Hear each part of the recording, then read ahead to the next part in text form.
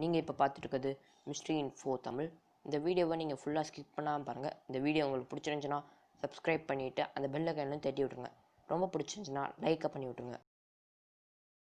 நாம் இன்னைக்கு என்ன பார்க்க போகிறோம்னா, ஹிந்து மதத்தோட தெரிஞ்ச மற்றும் தெரியாத ஃபேக்ட்ஸ் தான் இன்றைக்கி நம்ம பார்க்க போகிறோம்.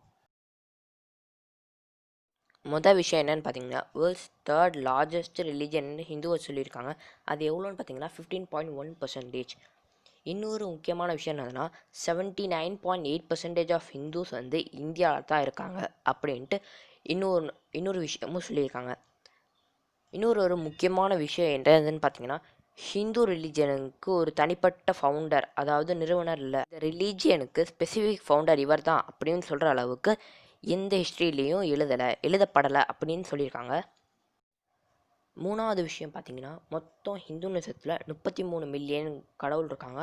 அவங்க எல்லாரும் ஒரே ஒரு யூனிவர்சல் சோல், அதாவது பிரபஞ்ச ஆத்மா. ஹிந்துனிசத்தில் மொத்தம் 3 இம்பார்ட்டண்ட் லார்ட்ஸ் இருக்காங்க. யாருன்னா பிரம்மா, அதாவது உருவாக்கும், த கிரியேட்டர். ரெண்டாவது யாருன்னா தி ப்ரொடெக்டர், லார்ட் விஷ்ணு, இவர் வந்து காத்தல்.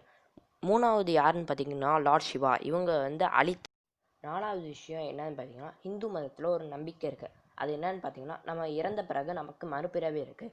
அந்த மறுபிறவி வந்து கர்மா, அதாவது நம்ம செய்கிற குட் பிஹேவியர்ஸ் அண்ட் பேட் பிஹேவியர்ஸை பொறுத்து நம்மளோட இன்னொரு பிறப்பு இருக்கும் அப்படின்னு சொல்கிறாங்க.